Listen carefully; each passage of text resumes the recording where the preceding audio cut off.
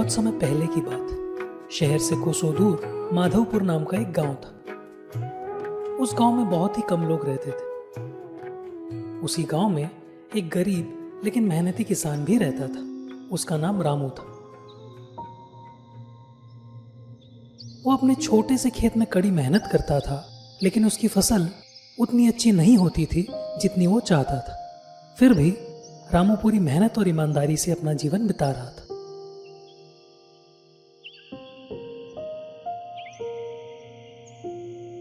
एक दिन रामू अपने खेत में काम कर रहा था और अचानक उसे किसी जानवर की रोने की आवाज सुनाई दी।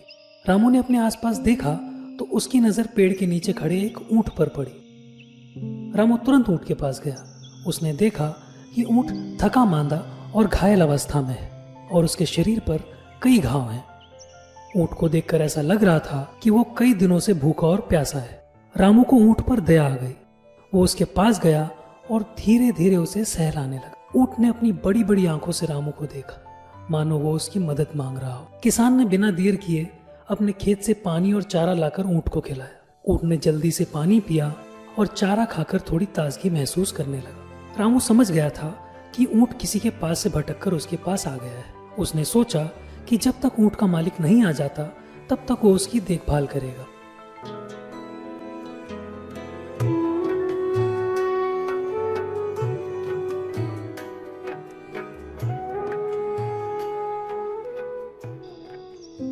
कई दिन बीत गए, लेकिन अब तक ऊंट का कोई मालिक उसे ढूंढने नहीं आया। इस दौरान किसान ने उसकी पूरी देखभाल की। धीरे धीरे ऊंट की हालत सुधरने लगी और वो पूरी तरह स्वस्थ हो गया। और इसी बीच रामू और ऊंट में एक अनोखा रिश्ता बन गया। किसान ऊंट को प्यार से मोती कहता और ऊंट भी किसान से बहुत घुल मिल गया। एक दिन किसान ने सोचा, अगर मोती खेत में मेरी मदद करे तो मेरा काम जल्दी और आसानी से हो सकता है। अगले दिन उसने मोती को हल में जोतने की कोशिश की और आश्चर्य की बात यह थी कि मोती ने खुशी खुशी किसान की मदद भी की। अब किसान का काम पहले से काफी आसान हो गया था। ऊंट की वजह से किसान की फसल भी अच्छी होने लगी और उसकी कमाई भी बढ़ गई। रामू अब बहुत खुश रहने लगा। वो मोती का बहुत ख्याल रखता और उसे चारा भी खिलाता। मोती भी किसान के प्रति वफादार था और पूरी ईमानदारी से उसकी मदद करता। गांव के लोग भी इस अनोखी दोस्ती को देखकर हैरान होते थे।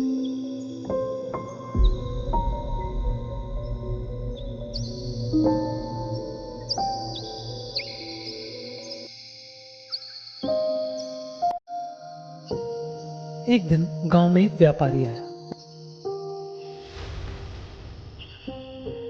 उसने देखा कि रामू का ऊंट बहुत मजबूत और मेहनती है। उसने किसान से कहा, रामू भाई, यार ये ऊंट हमें बेच दो, इसके मैं तुम्हें बहुत अच्छे पैसे दूंगा। रामू पहले तो हिचकिचाया, लेकिन जब व्यापारी ने उसे एक बड़ी रकम देने का वादा किया तो वो लालच में आ गया। उसने सोचा, अगर मैं ये ऊंट बेच दूं तो मुझे इतने पैसे मिलेंगे कि मैं एक नया खेत खरीद सकता हूँ। इससे मेरी जिंदगी बहुत बेहतर हो जाएगी।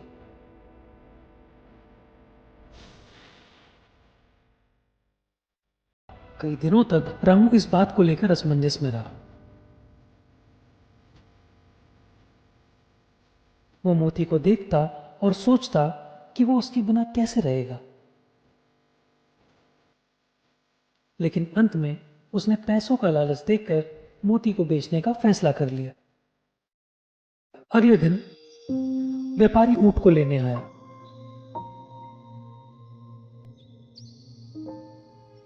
और जब वो उसे किसान के पास से ले जाने लगा तो मोती की आंखों से आंसू आ गए। वो लगातार रामू की ओर देख रहा था, मानो कह रहा हो कि तुमने मुझे क्यों बेच दिया? मैं तो तुम्हारा सच्चा दोस्त था ना। लेकिन किसान कुछ नहीं कर सका। पैसों की लालच के आगे किसान को ऊंट की दोस्ती नहीं दिखी। यहाँ तक कि उसने मोती को जाते हुए भी नहीं देखा, क्योंकि उसकी आंखों में तो बस नोटों की चमक थी। शुरुआत में किसान बहुत खुश था। उसके पास बहुत सारे पैसे थे। उसने सोचा कि अब उसकी जिंदगी बहुत बेहतर हो जाएगी।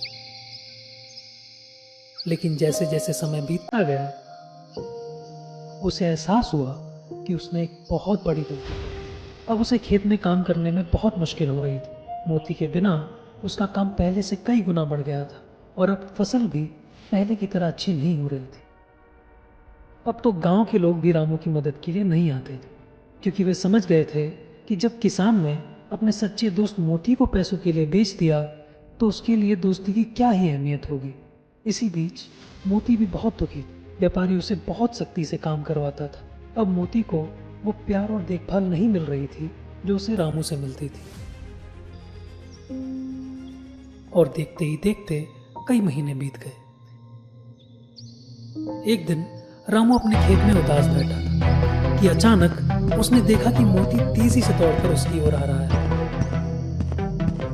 पहले तो रामू को अपनी आंखों पर विश्वास नहीं हुआ। मोती रामू के पास आया और उसने अपना सिर रामू के कंधे पर रख दिया। किसान ने उसे कसकर गले लगाया और रो पड़ा। उसने महसूस किया कि सच्चे दोस्त पैसों से बढ़कर होते हैं। गांव के लोगों ने किसान को बताया कि व्यापारी ऊंट को बहुत मारता था और कई दिनों तक उसे भूखा भी रखता था। इसी वजह से मोती व्यापारी के पास से भाग आया है। अपने सच्चे दोस्त मोती को वापस देखकर रामू को अपनी गलती का एहसास हुआ और उसने मोती से माफी मांगी। रामू ने मोती से वादा किया कि वो अब कभी भी उसे नहीं छोड़ेगा।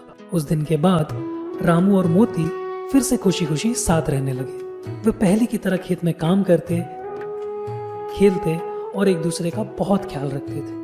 और इसी तरह उनकी दोस्ती की अनोखी कहानी पूरे गांव में मशहूर हो गई। तो दोस्तों, इस कहानी से हमें ये सीख मिलती है कि कभी भी पैसों के लिए अपने प्रियजनों को न छोड़ें, क्योंकि जब वे चले जाते हैं तो उनका प्यार और साथ पाना बहुत मुश्किल हो जाता है।